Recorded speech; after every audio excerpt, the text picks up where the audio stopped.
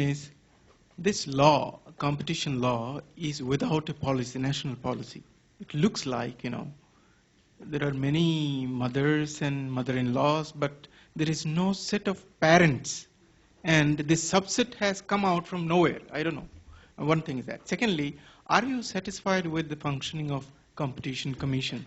Is India a competitive country today? Third, today India is rated as seventh wealthiest nation in today's paper. And it is without competition. Still we are at 2000 level of economic function. So, where are we? This is really very, very confusing situation, in fact. Well, thank you so much for your question. If I could attempt, as far as the first thing is concerned, we are not the only country in the world which came up with a competition law without having a formal competition policy. Although, quite honestly, I would have liked if there was a formally enunciated competition policy, and Section 49 of the competition law refers to it. And there is a statement by the then minister in the parliament, Mr. Yashwant Sinha, while introducing this law, that there would be a competition policy also. And that's why the government set up this committee, drafted this, for drafting this policy. But having said this, it is not necessary, because government is following a number of recommendations, a number of policies which have been enshrined in the policy document on itself. As I said, creating a national market, single national market, dismantling barriers, many other features have been followed without even expressly mentioning of the national competition policy, which is good enough. Abolition of 5/20 rule and things of this kind. So that is one. You mentioned about India being the seventh wealthiest country. In fact, India is varyingly referred to as the third wealthiest country, or whatever it is in different parameters or different jargons, purchasing power parity or whatever else. India has got the potential to become the wealthiest country in the world at one point of time. In fact, if you go back in the history, China and India were the wealthiest in the world, and now, of course. Anyway, we have the potential, and going forward, I'm very hopeful that in the next couple of decades, India would occupy that league. But we need a number of factors which, fortunately, the government is following. Open competition and inducing people to be, the economy to be competitive, the manufacturing to be competitive, giving greater impetus to innovation, skills, enterprise would be another one. I'm sorry, what was the third question? Are you satisfied with the Well, having been the first chairperson of the Competition Commission of India, I cannot say no, that I am not satisfied. But I would like to see a number of improvements going forward. And if I can mention frankly here, since we are talking within a closed house, for one, I would like to see that after every important order, there is a study in the market after some time whether the impact of that order has come on the economy and in the market. For example, the cement or auto or whatever else. Although I am aware of the fact that until the order reaches finality, because it goes to appeal and sometimes to the Supreme Court, the impact may not be visible, but I would like to see in the case of real estate, you can see the impact already. You can see, for example, the advertisements which come out of the developers now. Some of the advertisements I have noticed, front page advertisement, they say that we have introduced a system by which there would be no change in the design, no change in the space, and you would be entitled to the same penalty if we are going to charge you 12% or 18 or 5 or 2, we'll give you the same in delays and so on. All those things, there would be complete transparency. You can see the approvals online and things of this kind. Many of the things which we, at that time, in the case of DLF, for instance, we mentioned in the order. Now people are conscious, and So you can see some of these changes. So that is one which I would like to see, the impact of the orders. Second thing I would like to see is introduction of some kind of a system by which there could be a settlement or a commitment process. Now, what is happening, that if a case comes before the CCI, you can either hold them guilty or not guilty. Holding them guilty means that you fine them. But in most of the developed jurisdictions in US, EU and so on, you enter into some kind of an understanding by which you agree to introduce certain changes and they are accepted. You can also pay some fine, and there is of course a monitoring system by which it would be ensured that you are following those things. So with the result that the desired impact of whatever you want to see, the improvements in the market, they are brought about speedily. So those kind of changes I would like to see, but they will come up with due course of time. Can I add just Yeah, two sure. points, if I may? APMC is a huge subject, but it's a state subject. APMC is basically a state subject. Government of India circulated a model law, and many states have introduced, they have adopted it. And now the national level, this thing, e-market. Yet, I completely agree with you. You see, in the Indian system, because we are some kind of a federal country, so most of the subjects where the common man comes into contact with the state, they fall within the area of the states. So they have also to introduce. So the role of the states is becoming very important, which includes this APMC, the electricity, the transport, the agriculture, the education, the health. In many areas, we have to make sure that those changes come about. Yes, So Karen. just 2 points I want to make. So in the question of whether there is a national competition policy, you're right, there is no formal national competition policy, but the first enunciation of the approach that the government would take came as part of the Raghavan Committee. There is a small section there on what the policy should look like, what it should enshrine, and it is the basis of that policy statement or that intent that was included in the Raghavan Committee that the law was framed. So there is some background to that. Then in the 10th five-year plan, there is a chapter on what our national competition policy should look like. It's there in the 10th five-year plan. So there is some basis even there. Mr. Dhanendra Kumar, I think, was the chairman of that. So there is a background to it. There is no policy. There is a draft policy document which we had all sat together and prepared in 2011, but that's with the government. And on the functioning of the CCI, if I may add 2 points, I think what it has done so far is tremendous. But obviously, there's always scope for improvement. As I said, it's a very nascent regulator. I think I would want to see couple of changes. One is I would like to see reasons for penalties. We get 8%, 3%, 5%, but there's no reasoning why 3%. What mitigating factors, what aggravating factors, what went in, what is the affected market? You know, those sort of analysis that we see in other countries, because these are large civil penalties. For example, Coal India was imposed a 1,700 crore penalty. These are very large amounts for our companies. So some reasoning that goes into fixing that number is what I would like to see. I would like to see in the reports more economic analysis. I've always had this debate with Dr. Gauri, even when she was in the commission, that we would love to see more economic analysis. I think except for the dissent in NSC, I haven't seen more economic analysis of theories. And in sale judgment, we saw economic theory and economic analysis. I think I would love to see a little more of that, because this is an amalgamation of law and economics, as Dr. Sahu said. So these are the two big things. And unfortunately, most of the judgments of the CCI have been set aside on due process, following certain legal procedure. So maybe those could be strengthened. Those, I think, are housekeeping issues, if you ask me. That's not a major issue in that sense. It's just housekeeping. But two things. Let me make 2 quick submissions. First is, you are wrong when you ask whether you are satisfied or not, because I told there cannot be a right or wrong answer, yes or no answer to competition matters. It all depends on from whose perspective you are looking at. And I do not know whether you think 50% is satisfactory, 30% is satisfactory, 90% is satisfactory.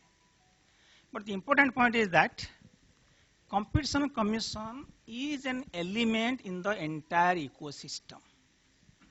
There are three key ingredients in the system which can make competition happen. You have to look at the competitiveness of India, competitiveness of an industry, level of competition in industry, competitive ability of a person, and competition assessment. These four are different things.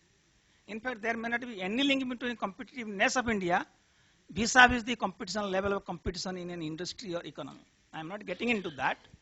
The only point I am making is that CCI is a very small element in the entire ecosystem.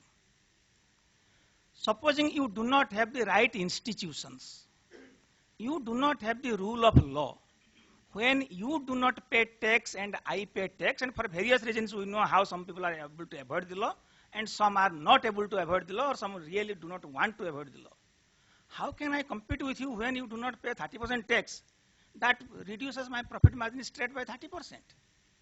Unless you put rule of law in place, Competition Commission of India can't do anything.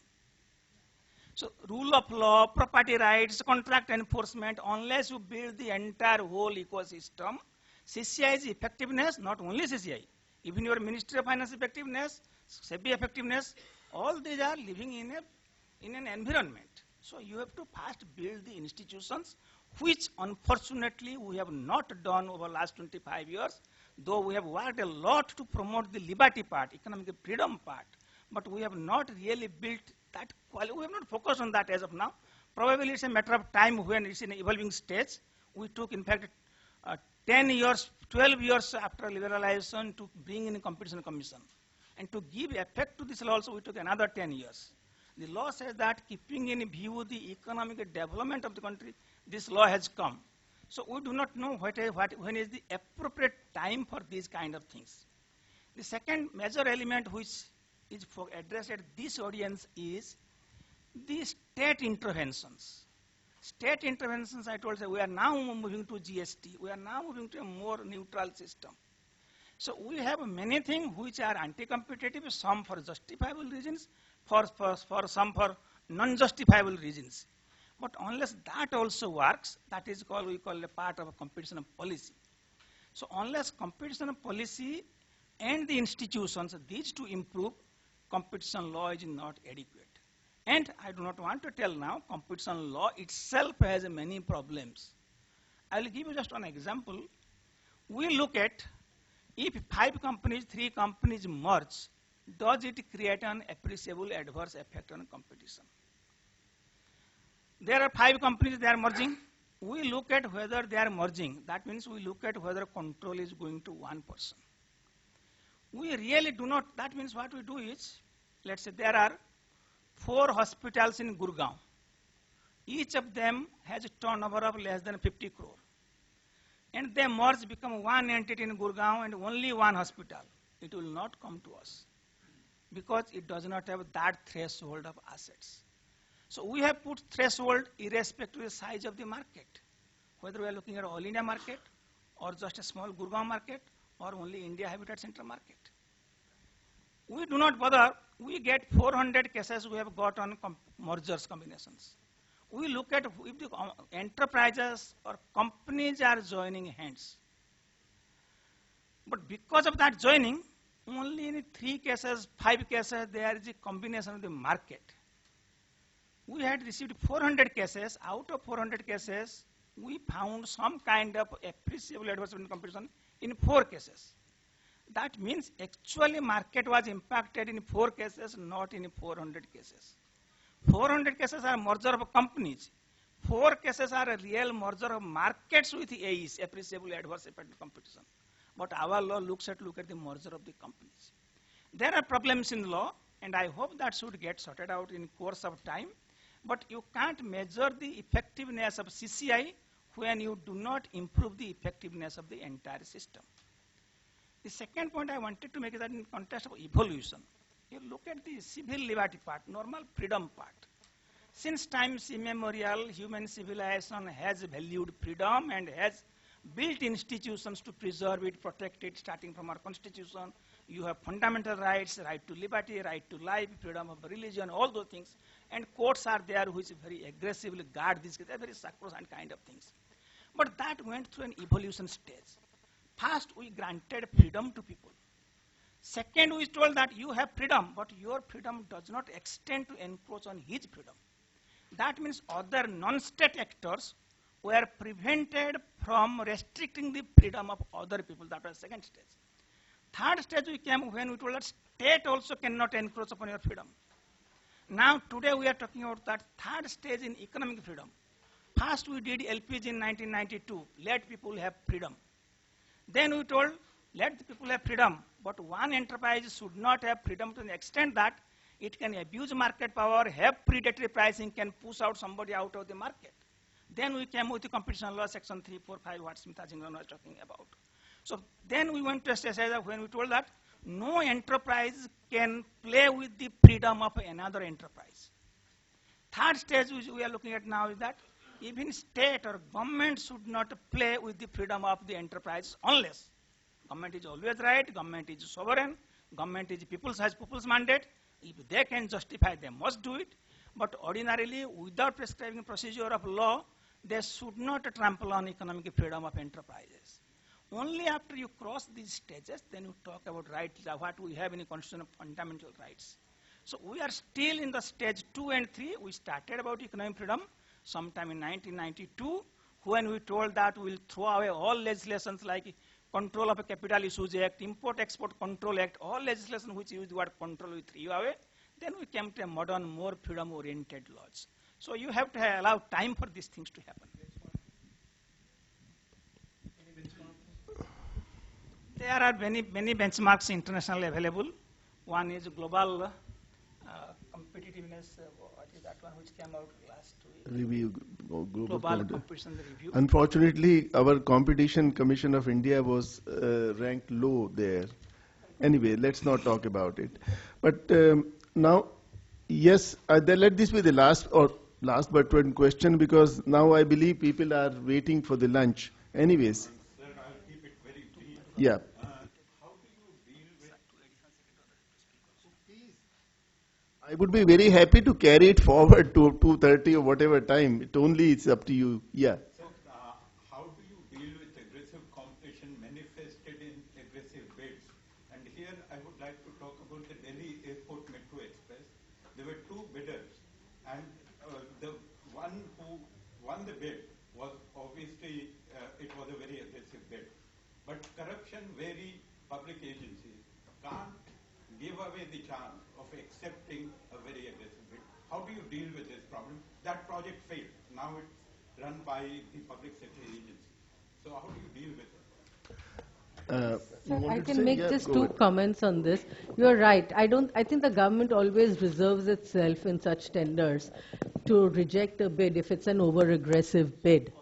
In fact, if you remember, sir, in the telecom industry, in the second round of bidding, HFCL had bid over-aggressively. The total bids for some 9 circles came to 105 crores. It was impossible for the government to have accepted all those 9 circles. It was not possible for the company to have complied with it, or, so keeping in mind the objective that had to be achieved, whether it was economically and financially feasible or not, government looked at that and then imposed its conditions or whatever happened. That went to court and was upheld, that if you imposed restrictions or you said no, what happened in those bids was, instead of, you could bid for all 9 circles, but the government then came out with a restriction that you can't actually get more than 2 circles per bidder. That was in the second round of bidding itself. So government has the flexibility to do such things, because ultimately you want viable projects. You don't want, because in the airport bidding, I remember I was part of the legal team there, we had only 2 valid bidders at the end of the day, and there was a huge debate whether you could have, and one actually stood out, whether it was a single bid, and therefore should we be accepted or should we not accept, for example, for Delhi. Was there competition for the market? Or then... Yeah.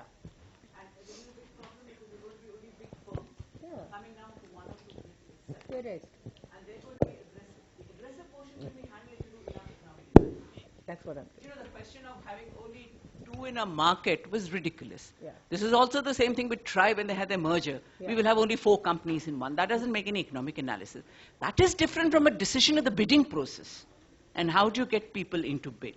For looking at that, it's a different analysis that has to be done. So let's not confuse the two together.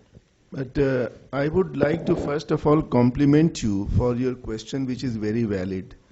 And I'll support it from my own experience. I was Secretary Roads and Highways in Government of India. And when I took over charge in 2004, I came across a case when a huge stretch of national highway was stuck. No construction going on both sides. Construction had taken place. Why? Because the person who won the bid, he got the bid at such low price through aggressive bidding. He had no intention of completing it, and then he left it in the middle and ran away. And when we tried to complete it, we means my predecessor issued him a notice or whatever, he took stay order from the court. And the whole stretch came to a knot. So one has to take a conscious view in such cases, what would work, what would not work. There is a full detailed history to that, because according to the tender terms, it was the eligibility required that there should be minimum size of this. So he entered in collaboration with a Chinese company in order to qualify for that bid.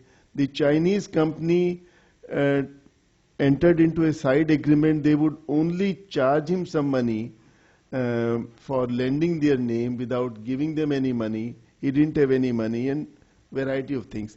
Anyway, can I now invite Additional Secretary Mr. Shivasalam for his question?